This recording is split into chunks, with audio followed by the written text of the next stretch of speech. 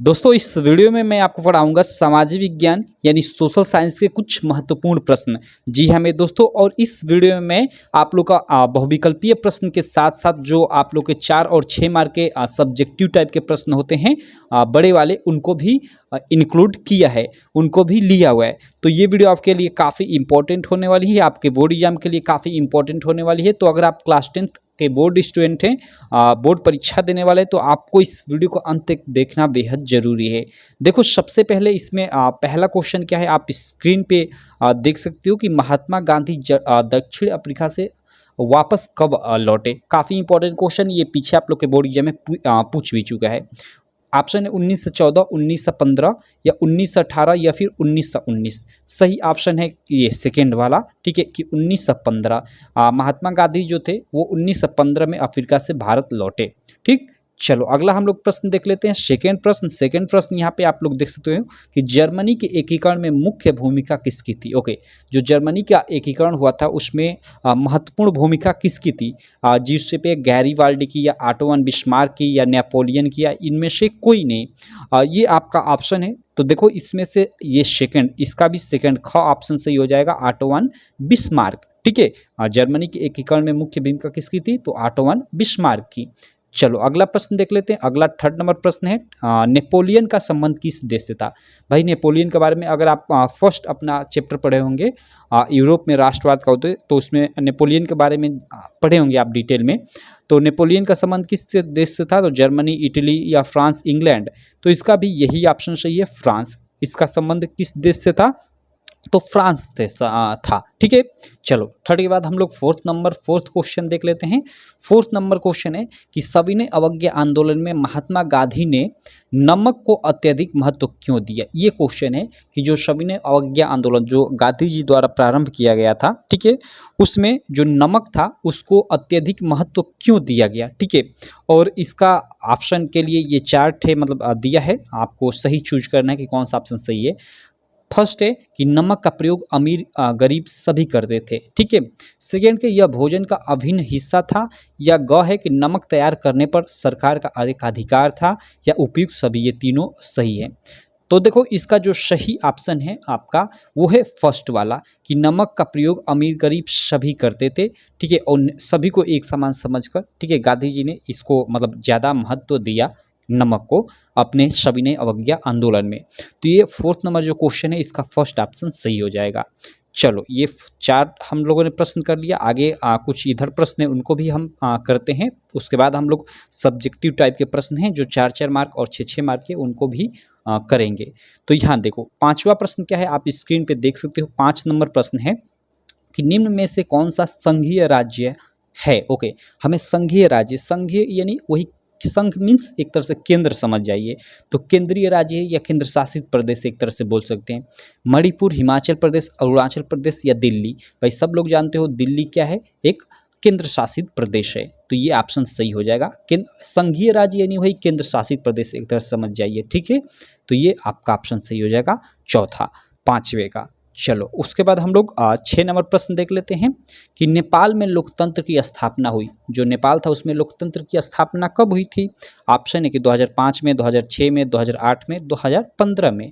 तो इन चारों ऑप्शन के लिए कौन सा मतलब इस क्वेश्चन के लिए कौन सा ऑप्शन सही होगा, कि 2005 सही होगा, 2006 सही होगा, 8 सही होगा या 15 सही होगा। तो देखो जो नेपाल है उसमें जो स्वतंत्रता या लोकतंत्र की स्थापना जो हुई, ठीक है, वो 2008 में हुई। तो इसका ये ग ऑप्शन सही हो जाएगा। ठीक, अब चलो हम लोग 7वां प्रश्न देख लेते हैं। जो 6 नंबर प्रश्न है उसके बाद हम लोग का जो 7 नंबर प्रश्न है उसको हम लोग देख लेते हैं। 7वां प्रश्न क्या है कि निम्न में से कौन से 2 दूरस्थ स्थित स्थान पूर्व पश्चिम गलियारा द्वारा आपस में जोड़ते हैं। ओके, इसमें है मुंबई नागपुर, सिलचर पोरबंदर, मुंबई कोलकाता, नागपुर हैदराबाद। देखो ये क्वेश्चन आप लोग के प्रीवियस ईयर पेपर में आ चुका था, इसीलिए मैंने इसको पुटअप कर लिया। इसमें ये इसका बी ऑप्शन सही हो जाएगा, सिलचर पोरबंदर। ठीक है, ये बी ऑप्शन बिल्कुल सही हो जाएगा 7वां प्रश्न का। 8वां प्रश्न हम लोग देख लेते हैं। 8वां प्रश्न आप लोग देख सकते हो स्क्रीन पे। 8 नंबर प्रश्न है कि निम्न में से किस वर्ष महात्मा गांधी राष्ट्रीय ग्रामीण रोजगार गारंटी एक्ट चलाई गई या चलाया गया। ठीक है, क्या महात्मा गांधी राष्ट्रीय ग्रामीण रोजगार गारंटी एक्ट कब चलाया गया? 2008 में, 2010 में, 2005 में या 2000 ईस्वी में? ठीक है, तो इसका कौन सा ऑप्शन सही है ये आपको बताना है प्रश्न संख्या 8 का। तो इसमें जो सही ऑप्शन है इसका ये ग ऑप्शन सही है 2005। 2005 में महात्मा गांधी राष्ट्रीय ग्रामीण रोजगार गारंटी एक्ट चलाया गया था। ठीक है, उसके बाद हम लोग देख लेते हैं अगला प्रश्न। 9 नंबर प्रश्न आप स्क्रीन पे देख सकते हो कि सलाल बांध किस नदी पर बना है, ये आपका क्वेश्चन है 9 नंबर कि सलाल बांध किस नदी पे बना है। ठीक है, ऑप्शन है महानदी पर या चेनाब पर या सतलज पर या कृष्णा पर। तो देखो ये सारा ये तीनों ऑप्शन गलत है, ये बी ऑप्शन इसका सही है। चेनाब एक नदी है, इसी पे ये सलाल बांध बनाया गया है। ठीक, तो ये 9 नंबर भी आप लोग का प्रश्न क्लियर हो गया होगा आशा करता हूँ। चलो आगे और 2-3 ठे प्रश्न हैं उनको भी हम लोग देख लेते हैं, उसके बाद जो सब्जेक्टिव प्रश्न हैं उनको हम लोग सॉल्व करेंगे।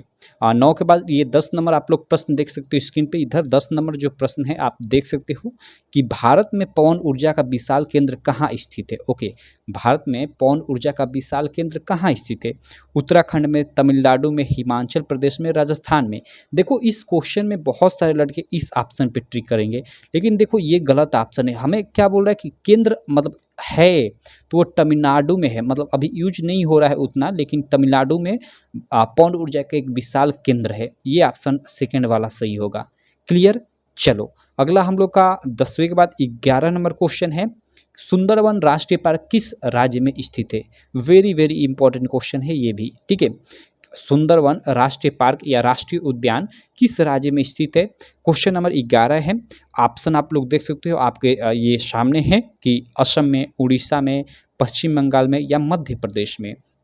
तो देखो जो सुंदरवन राष्ट्रीय पार्क है या राष्ट्रीय उद्यान भी इसको बोल सकते हो, ठीक है, वो पश्चिम बंगाल में स्थित है। ये इसका 11वें का ये ऑप्शन ग सही हो जाएगा कि सुंदरवन राष्ट्रीय उद्यान या राष्ट्रीय पार्क पश्चिम बंगाल में स्थित है। ठीक, चलो 11 नंबर क्वेश्चन क्लियर। अब 12 नंबर हम लोग क्वेश्चन देख लेते हैं और ये आप लोग का अंतिम प्रश्न है इस वीडियो का ऑब्जेक्टिव वाला। ठीक, 12 नंबर प्रश्न क्या है कि निम्न में से किस वस्तु का निर्यातक भारत में नहीं है? ओके, निर्यातक मीन्स क्या? देखो दो चीज़ें होती है, एक आयात करना, एक निर्यात करना। ठीक है, हमें बोल रहा है कि निम्न में से किस वस्तु का निर्यातक भारत नहीं है, मतलब भारत नहीं करता है। कॉफ़ी का, उर्वरक का, तंबाकू का या चाय का? तो इसमें से जो सही ऑप्शन है वो है ये तंबाकू। ठीक है, तंबाकू का भारत निर्यातक नहीं है। निर्यातक मीन्स मतलब जैसे अपने देश से किसी दूसरे देश में ले जाकर बेचना। ठीक है, वो निर्यात कहलाता है। और आयात क्या कहलाता है? मतलब दूसरे किसी देश से अपने किसी देश में मतलब कोई चीज़ लाना, वो आयात करना हो जाएगा। तो यहाँ पे जो तंबाकू है इसका भारत निर्यात नहीं करता, यानी बाहरी के देशों में ले जाकर इसे नहीं बेचता है। क्लियर, चलो इस प्रकार हम लोगों ने ये पूरे के पूरे आप लोग का जो 12 ऑब्जेक्टिव क्वेश्चन था। ऐसे तो आप लोग के बोर्ड एग्जाम में अगर यूपी बोर्ड के आप स्टूडेंट हो क्लास 10 के, तो उसमें 20 आपके शुरू में ऑब्जेक्टिव प्रश्न आएंगे सोशल साइंस यानी सामाजिक विज्ञान में। तो उससे कोई दिक्कत नहीं, मैं ऐसे ही कर आपको कई सारा मतलब वीडियो बनाऊंगा। धीरे धीरे आपको मतलब बहुत सारा आपको ऑब्जेक्टिव क्वेश्चन क्लियर हो जाएगा। और ये सारे के सारे जो प्रश्न थे ना आपके, ये प्रीवियस ईयर पेपर के प्रश्न हैं, पहले आ चुके हैं। तो ये बहुत बहुत इंपॉर्टेंट है, इनको आप जरूर तैयार कर लेना। चलो अब हम लोग सब्जेक्टिव टाइप के प्रश्न देख लेते हैं, जो आप लोग के समझ जाइए कि ये मतलब 4-4 मार्क और 6-6 मार्क में आएंगे आप लोग के बोर्ड एग्जाम में, उनको हम लोग देख लेते हैं। तो यहाँ आप लोग देख सकते हो सबसे जो पहला प्रश्न है आप लोग स्क्रीन पे देख सकते हो, वो क्या है? ये प्रश्न आप लोग को बोर्ड एग्जाम में 4 मार्क में आएगा। और 4 मार्क में जो प्रश्न आएंगे उनका आंसर आपको 80 वर्ड में लिखना होगा, यानी कम से कम 80 शब्द में। अब ऐसा कहने का मतलब ये नहीं कि 80 शब्द देखते एग्जैक्ट 80, इससे थोड़ा कम भी लिख दोगे या थोड़ा अधिक भी लिख दोगे तो आपका काम चल जाएगा, कोई दिक्कत नहीं होने वाली। ठीक, 4 नंबर का ये प्रश्न है और नीचे ये जो है ये 6 नंबर का प्रश्न है। तो चलिए पहले हम लोग ये 4 नंबर वाला प्रश्न देखते हैं। प्रश्न क्या है आप लोग देख सकते हो, काफ़ी इंपॉर्टेंट प्रश्न है कि उद्योगों की स्थिति को प्रभावित करने वाले 3 या मैंने स्लैश कर दिए 4 भौतिक कारणों का उल्लेख कीजिए। आपसे 3 या 4 आपके कारण पूछ सकता है। ज़्यादातर चांसेस है कि 4 पूछेगा, क्योंकि 4 नंबर का प्रश्न है। आपको 4 मतलब इसमें कारण बताना है और चारों का आपको 1-1 मार्क देगा। आप मान लो केवल 2 कारण लिखते हो तो 2 मार्क मतलब जो जांचने वाला कॉपी होगा वो देगा, 3 लिखते हो तो 3 देगा। ठीक, तो चलो, उद्योगों की स्थिति को प्रभावित करने वाले किन्हीं, मान लो 4 भौतिक है, 4 ही मान लेता हूँ, 4 भौतिक कारणों का उल्लेख कीजिए। तो आप लोग उत्तर ऐसे हेडिंग दागोगे उत्तर और लिखोगे उद्योगों की स्थिति को प्रभावित करने वाले 4 कारक निम्न हैं। अगर 3 पूछे तो 3 कारक निम्न है, ऐसे आप लोग लिख दोगे। यहाँ स्लैश मैंने 3 4 दोनों कर दिए क्योंकि यहाँ 3 4 कुछ भी पूछ सकता है, ठीक है। तो चलो यहाँ पे हम लोग देखते हैं, ऐसे लिखकर आप लोग फर्स्ट देखो, मैंने केवल ये हेडिंग लिखा है, इसमें आपको मतलब इसके अंदर भी कुछ कुछ चीज़ें लिखनी है। कैसे लिखनी है वो अभी मैं आपको चलो बता ही देता हूँ, ठीक है। जैसे फर्स्ट आप लोग की हेडिंग हो जाएगी भाई उद्योगों की स्थिति, मतलब जो उद्योग हैं, जैसे मतलब मान लो कोई उद्योग कोई स्थापित कर रहा है, तो उसकी स्थिति कहाँ होनी चाहिए, वो किस बात पे हम मतलब डिपेंड होनी चाहिए। तो सबसे बात बात मतलब कोई कंपनी कहीं पे लगती है या स्थापित होती है, तो ये भाई ये होना चाहिए कि हाँ उस जगह पे कच्चे माल की मतलब उपलब्धता है कि नहीं है। तो फर्स्ट यही होना चाहिए, कच्चे माल की उपलब्धता। उस मतलब जो भी कंपनी स्थापित हो रही है या जो भी उद्योग स्थापित हो रहा है, उस उद्योग हेतु उस जगह पे कच्चे माल मतलब आसानी से अवेलेबल है कि नहीं है, उस मतलब ये उसकी स्थिति को प्रभावित करता है, ठीक। तो फर्स्ट कच्चे माल की उपलब्धता। अब इसमें देखो, आप इसमें ये हेडिंग डालकर इसमें थोड़ा आपको कम से कम मतलब 2-3 लाइन लिख देना इसके अंदर। आप लिख सकते हो अपने मन से मतलब बनाकर कि ऐसे कि मतलब जहाँ कच्चा माल उपस्थित होगा वहाँ मतलब जो कंपनियां हैं मतलब आसानी से व्यापार कर सकेंगी, क्योंकि कच्चा माल आसानी से उनको मतलब उनको अवेलेबल होगा, और जिसकी मदद से वो अच्छे से मतलब और ज़्यादा मात्रा में सामान बना सकेंगी। तो ऐसे आप उसमें अपने मन से बनाकर लिख सकते हो जो भी आपके मन में आ रहा है, ठीक है। 1 से 2 लाइन, कम से कम आप 2 लाइन लिख दोगे काम आपका हो जाएगा, ठीक है। 2 से 3 लाइन आप मतलब ज़्यादा कितना भी लिख सकते हो, लेकिन कम से कम 2-3 लाइन तो एक टॉपिक में लिखना ही। सेकंड भाई जल की सुलभता या जल की उपलब्धता, ये हेडिंग बना सकते हो। भाई कोई भी कंपनी स्थापित हो रही है, ये तो सबके लिए आवश्यक है, किसी भी कंपनी किसी भी उद्योग के लिए जल की तो मतलब उपलब्धता मतलब सबसे ज़्यादा है, ठीक। तो इसमें आप जल की उपलब्धता सेकेंड हेडिंग डाल दोगे, और इसके अंदर आप मतलब लिख दो अपने मन से जो आपके दिमाग में आ रहा है कि मतलब किसी भी उद्योग, ऐसे आप बनाकर लिख सकते हो अपने मन से कि चाहे कोई भी उद्योग हो, जल की सबसे अधिक उस मतलब किसी भी उद्योग के लिए आवश्यकता होती है, क्योंकि जल के बिना कोई भी चीज़ें नहीं बनाया जा सकता है। हर एक चीज़ को बनाने में जल की आवश्यकता होती है। इसीलिए किसी भी उद्योग को स्थापित करने हेतु उसकी स्थिति के अनुसार वहाँ पे सबसे पहले ये मतलब देखना ज़रूरी होता है कि क्या वहाँ पे जल की सुलभता है, आसानी से वहाँ जल प्राप्त हो सकता है। तो ऐसे आप इसमें बनाकर अपने मन से लिख सकते हो। ये आपको खुद तय करना है कि इसमें आपको क्या लिखना है। आप सोचो ज़रा, अगर आप याद करोगे तो ये कितना याद करोगे भाई, भूल जाओगे, ठीक। आपको केवल ये हेडिंग टाइप का याद रखना है, और उसमें आप हेडिंग याद रख लो, इसके अंदर आप खुद लिख लोगे यार, ठीक है। लिखने की कोशिश करो। उसके बाद ये कि शक्ति के विभिन्न साधन। अब शक्ति के विभिन्न साधन मीन्स मतलब जैसे मतलब जैसे विद्युत हो गई भाई, विद्युत जैसे कोई भी कंपनी हो गई, उसको विद्युत चाहिए उसको चलाने के लिए, ठीक। तो शक्ति के विभिन्न साधन में आप लोग मतलब ऐसे हेडिंग बनाकर इसके अंदर लिख लोगे। आप अंदर क्या लिखोगे कि किसी भी उद्योग अथवा कंपनी को चलाने के लिए शक्ति की सबसे ज़्यादा, शक्ति और कोष्ठ में आप विद्युत कर देना, विद्युत की सबसे ज़्यादा आवश्यकता होती है। इसके बिना हम उस उद्योग की संचालन की कल्पना तक नहीं कर सकते हैं।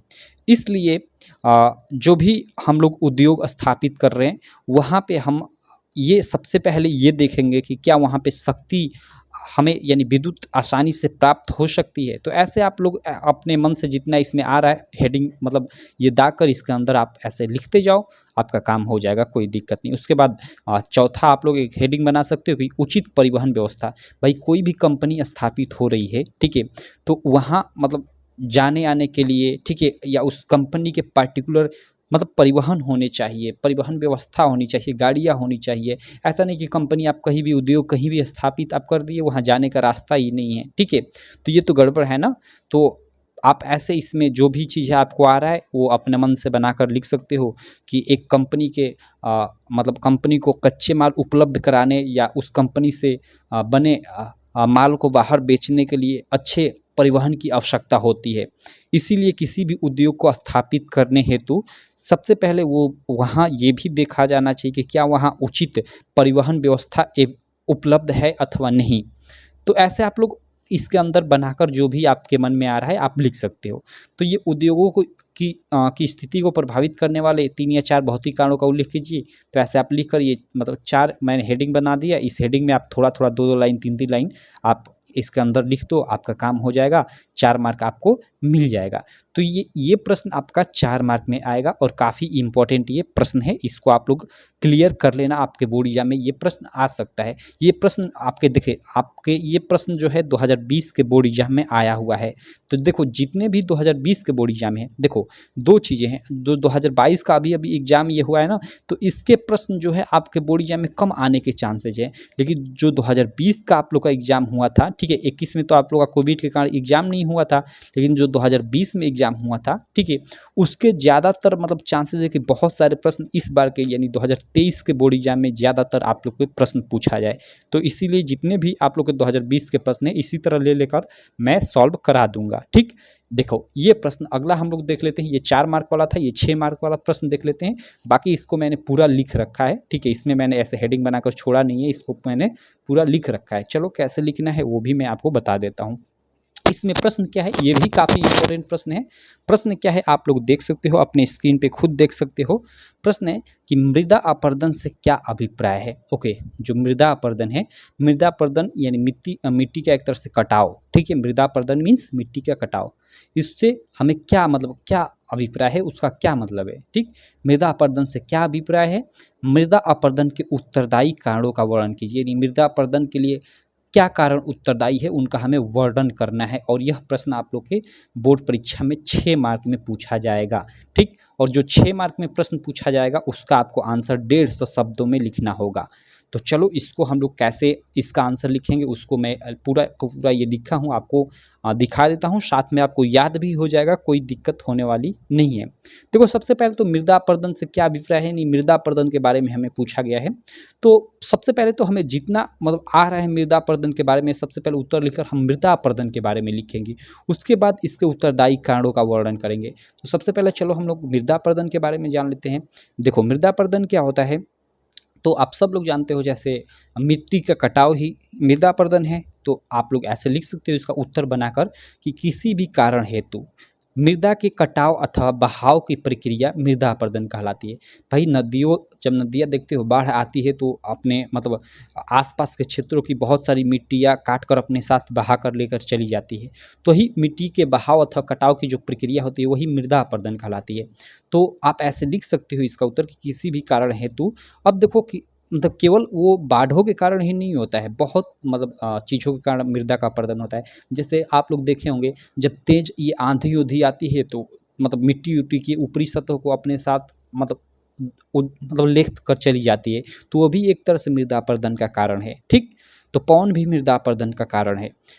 लेकिन यहाँ पे ज़्यादातर हमें इसी चीज़ पे फोकस करना है कि किसी भी कारण है तो मृदा के कटाव, यहाँ किसी भी कारण लिख दिया मतलब इसमें सारे कारण ऐड हो जाएंगे, लेकिन मेनतः इसमें कटाव और बहाव पे ही फोकस किया जाता है, यानी बाढ़ क्षेत्र पे ही फोकस किया जाता है।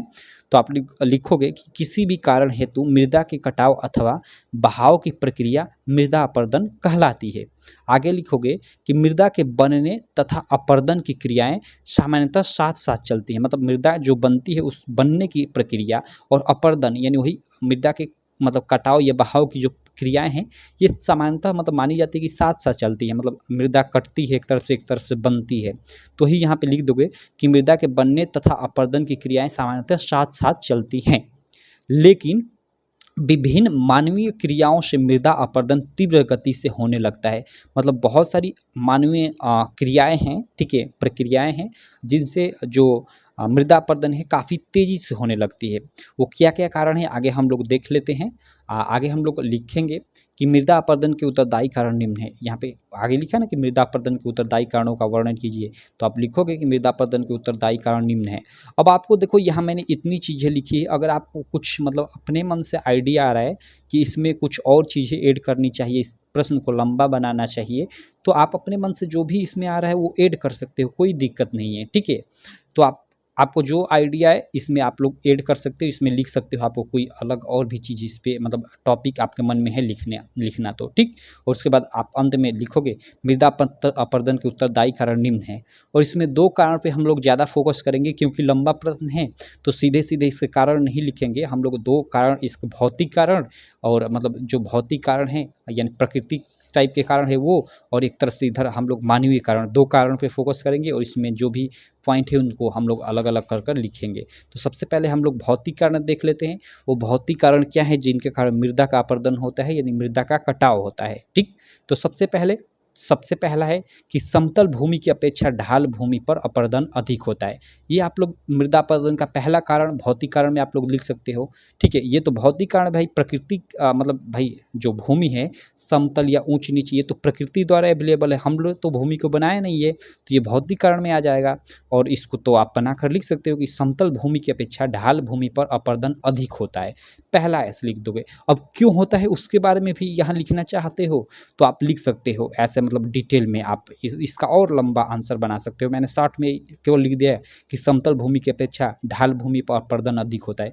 क्यों होता है भैया कि ढाल भूमि भाई ऐसे होती है तो पानी मतलब यहाँ ऊपर गिरेगा तो ऑब्वियसली ऐसे मतलब ज़्यादा मिट्टी कट कर नीचे आएगी, और समतल ऐसे है एकदम सपाट है तो उस पर भाई सीधे मतलब पानी मान लो गिरेगा, बारिश का ही मान लो पानी गिर रहा है तो कम उसका मतलब कटाव होगा, सिंपल है। तो इसको अपने मन से इसमें जो भी आपको आ रहा है बनाकर आगे और चीज़ें लिख सकते हो। सेकंड इसमें क्या लिखोगे भौतिक कारण में कि पवनें जब आंधी का रूप लेती हैं, पवनें यानी वही हवा जब आंधी का रूप लेती हैं तो भारी मात्रा में मृदा अपने साथ उड़ाकर ले जाती हैं।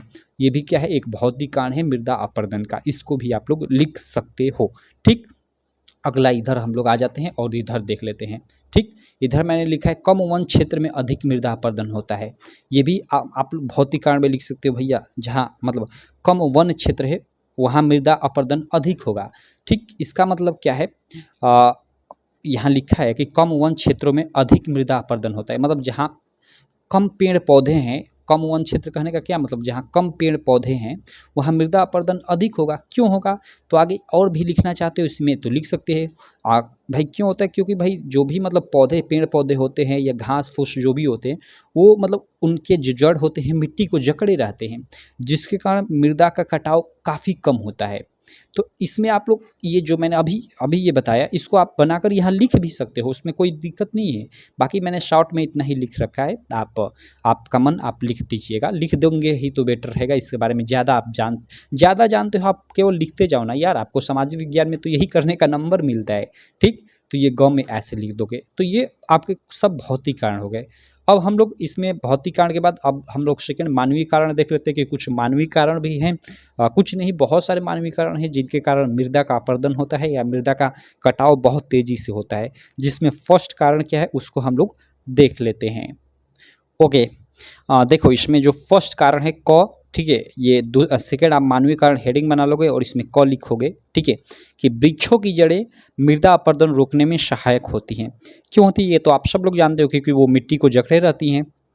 तो आगे लिखोगे, देखो लिखोगे कि वृक्षों की जड़ें मृदा अपरदन रोकने में सहायक होती हैं। वनों के कटाव से मृदा अपरदन तेजी से होने लगता है। जब ये तो मानवीय कारण है, वही वनों का कटाव तो मानवीय ही कारण है। मानव अपनी आवश्यकताओं की पूर्ति के लिए अधिक से अधिक आप लोग देख रहे हो कि वृक्षों को काट रहा है, वनों को काट रहा है। तो भाई वनों के कटाव के कारण या वृक्षों के कटाव के कारण मृदा अपरदन तो बढ़ेगा ही। तो ये मतलब ये एक मानवीय कारण है, तो आप लोग इसको यहाँ पे लिख सकते हो। बाकी आप मैंने इतना लिखा है, बार बार मैं बोल रहा हूँ कि आप अपने अपने दिमाग से अपने हिसाब से इसको जितना लंबा बना सकते हो, जितना आपको इसमें मतलब आइडिया आ रहा है, जितना आपके मन में विचार आ रहा है यहाँ लिख सकते हो, कोई दिक्कत नहीं, ठीक है। अगला आप लोग देखो क के बाद ख नंबर कि पशुओं की अत्यधिक चराई के कारण भी मृदा अपरदन उत्पन्न होता है। जी हाँ मेरे दोस्त, पशुओं की अधिक चराई के कारण, जैसे आप लोग देखे होंगे जो पशु होते हैं बहुत ज़्यादा मात्रा में किसी खेत में चर दें, ठीक है, तो उस वहाँ की जो घासें होती हैं मतलब एकदम ख़त्म हो जाती हैं। तो भाई जब घासें वहाँ की ख़त्म हो जाएंगी तो ऑब्वियसली है कि मतलब वहाँ की मिट्टी कमज़ोर हो जाएगी, और अगर बारिश होती है तो वहाँ की मिट्टी की मतलब अधिक उसका मतलब अपरदन होगा। तो एक तरह से ये भी जो अत्यधिक पशु चराई है वो भी मृदा अपरदन का कारण है। बाकी मैंने इतना है, बार बार मैं देखो फिर बोल रहा हूँ कि मैंने केवल इतना इसमें लिखा है। आपके मन में बहुत सारा, मैं जान रहा हूँ कि वीडियो देख रहे हो तो आपको आइडिया आ रहा होगा कि ये भी होना चाहिए, ये भी होना चाहिए, तो आप उसमें ऐड कर सकते हो, कोई दिक्कत नहीं। अगला है ग नंबर इसमें कि खनिज पदार्थ निकालने के लिए खनन कार्य से मृदा अपरदन होता है। जी हाँ मेरे दोस्त, आप लोग देखे होंगे खनिज पदार्थ निकालने, या आजकल तो देख रहे हो ऐसे भी मतलब कहीं भी खुदाई चालू कर दी जा रही है, तो इन सब खुदाई के कारण या खनन के कारण भी मृदा अपरदन को बढ़ावा मिलता है, मृदा अपरदन बढ़ता है। और उसके बाद आप इसका मतलब इसमें एक और लिख दोगे घ, ठीक है, कि गलत तरीके से खेतों की जुताई होने के कारण भी मृदा अपरदन होता है। इसका मतलब क्या है? आप लोग कहोगे कि खेतों की जुताई से मृदा अपरदन कैसे होता है? तो होता है भाई साहब, देखो आप लिख सकते, और आगे इसको बनाकर अभी जो मैं बता रहा हूँ आप लिख भी सकते हो। जैसे आप लोगों ने देखा होगा, जैसे कोई ऐसे ढलान खेत है, तो ढलान खेत में आप देखो, अगर मतलब ऊपर से मतलब ढलान वाले तरीके से नीचे की तरफ ऐसे मतलब जुताई करोगे तो ऐसे लीख बन जाएगी नीचे की तरफ, और बारिश पड़े, बारिश जब होगी या आप पानी अपने खेतों में दोगे तो ऊपर से नीचे की तरफ मिट्टी मतलब ज़्यादा बहेगी। और अगर वही ऐसे मतलब ऐसे अगर ढलान है, मतलब ऐसे ये है ना, ये समतल ऊपर से ऐसे नीचे की तरफ मतलब ढलान है, अगर ऐसे खेतों के जोतते हो, ठीक है, तो वो आप देखना पानी चलाओगे तो वो मिट्टी नहीं नीचे की तरफ आएगी। तो ये मतलब खेतों की जुताई के भी तरीके होते हैं, ठीक है। तो वही कह रहा है कि गलत तरीके से खेतों की जुताई के कारण भी मृदा का अपरदन होता है, यानी मिट्टी का कटाव होता है। मिट्टी का कटाव, ये मृदा अपरदन का सिंपल एक ही मतलब है कि मिट्टी का अपने स्थान से हट जाना, सिंपल यही है, ठीक। तो इस तरह से देखो, ये आप लोग का ये 6 नंबर का प्रश्न है। ये 6 नंबर का ये जो प्रश्न है, इसका आंसर कुछ इस प्रकार लिखोगे जो अभी मैंने बताया, और ये आप लोग का 4 नंबर का प्रश्न है। तो अगर मैं आपके लोग के बोर्ड एग्जाम में बात करूं, ठीक है, यूपी बोर्ड के क्लास 10 के स्टूडेंट के बारे में, तो देखो 20 मार्क के ऑब्जेक्टिव प्रश्न आएंगे, ठीक है, और 4-4 मार्क के आप लोग के 4 प्रश्न आएंगे, यानी 16 मार्क ये हो जाएंगे, और 6-6 नंबर के 4 प्रश्न आएंगे, यानी 6 चौका 24 मार्क ये हो जाएंगे। और आपका 10 मार्क का एक तरह से मैं बोलूँ तो आप लोग का मानचित्र संबंधित प्रश्न भी आएगा। तो 6-4 10 के सुनना, और 2-2 4 और 2 6 और एक इधर का हासिल 7, यानी 70 मार्क का आप लोग का पेपर आप लोग का सोशल साइंस का होगा। और 30 मार्क का प्रैक्टिकल एग्जाम, यानी 70 मार्क का 70 और 30 100 मार्क का आप लोग का पूरा सामाजिक विज्ञान यानी सोशल साइंस का इस प्रकार का पेपर होगा। तो मैं देखो एक एक कर जैसे इस वीडियो में मैंने एक 4 नंबर वाला प्रश्न लिया, एक 6 नंबर वाला प्रश्न लिया, और 12 ऑब्जेक्टिव प्रश्न लिया। तो इसी तरह मैं कर मतलब बहुत सारी वीडियो बनाऊंगा। धीरे धीरे आप इनको धीरे धीरे तैयार करते रहिए। आपके एग्जाम आते आते बहुत सारे क्वेश्चन, बहुत सारी चीज़ें आपको तैयार हो जाएंगी, और देखना यही चीज़ें आप लोग के बोर्ड एग्जाम में सीधे सीधे आएंगी, ठीक है। और ये बड़े वाले क्वेश्चन से आप डरना मत, पहली बात ये बड़े वाले क्वेश्चन से, क्योंकि बड़ा वाला क्वेश्चन ऐसा आएगा ना कि मतलब उसके बारे में थोड़ा सा आप जानते हो ना, तो उसके बारे में आप बिल्कुल डिटेल में बहुत सारा लिख सकते हो। आप खुद इस प्रश्न को आप देखा आप लोगों ने, और मैं अभी इसको बता रहा था, तो आपके मन में खुद आइडिया आ रहा होगा कि यार मैं तो इसके बारे में और भी ज़्यादा डिटेल में लिख सकता हूँ। तो बिल्कुल आपके मन में जो भी आए, आप सोशल साइंस में यही तो होता है कि जो भी आपके मन में उस रिलेटेड टॉपिक से चीज़ें आए उनको लिख डालो, ठीक है। तो सिंपल इस प्रकार के मैं बहुत सारे क्वेश्चन लाऊंगा। बाकी इस वीडियो में हम लोग इतना ही रहने देते हैं। आशा करता हूँ आपको ये वीडियो काफ़ी अच्छी लगी होगी। वीडियो अच्छी लगी तो यार चैनल को सब्सक्राइब कर देना, वीडियो को लाइक कर देना, और अपने सारे दोस्तों में इस वीडियो को शेयर कर देना। तो चलो मैं इसी प्रकार की आपसे मिलता हूँ नेक्स्ट वीडियो में, तब तक के लिए थैंक यू।